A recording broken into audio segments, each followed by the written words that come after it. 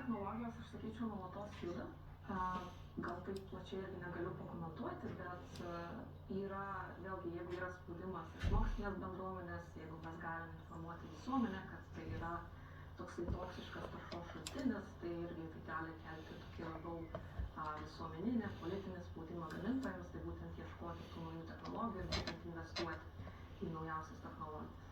Agnė, dabar mūsų pokalbio klausantis žmonės gali tokie net bejėgiai truputį pasijausti, atrodo, nevažiuosime mes be padangų, nebus taip, kad staiga nustosime jas naudoti, kokios tuomet yra išeitis, ką galim čia mes ar kaip žmonės padaryti, ar kaip visuomenė padaryti, kad tiek tas perdirbimo procesas gal būtų kažkoks kitoks, mažiau kenksmingas, tiek naudojimo procesas nebūtų toks sudėtingas.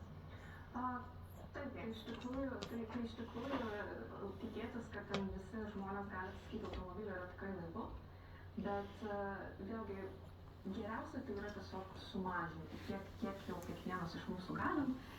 Kitas dalykas, kai konkrečiai kalba eina apie padangų daleles, tai labai stipriai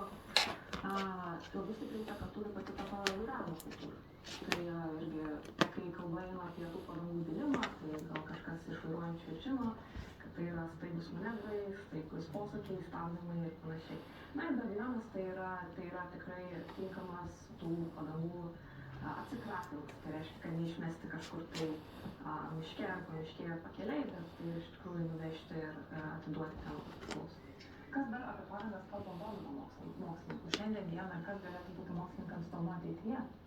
Tai pagrindinė yra įdomu toksiškumo mechanizmai, tai vėlgi, ką mes patys atliekam gamtos tyrimų centre, tai kad mes galim nustatyti, kad mes stebim tos kažkokius pokyčius, bet mes galbūt ne visiškai galim išsiaiškinti, kodėl jie yra arba iš kur jie atsiranda. Tai tikrai mokslininkai labai gilinasi į tuos tikrai visus molekulinius, tuos labai detalius dalykus ir būtent išsiaiškinti, kaip tai veikia ir būtent kaip tas toksiškumas veikia ir kaip mes galime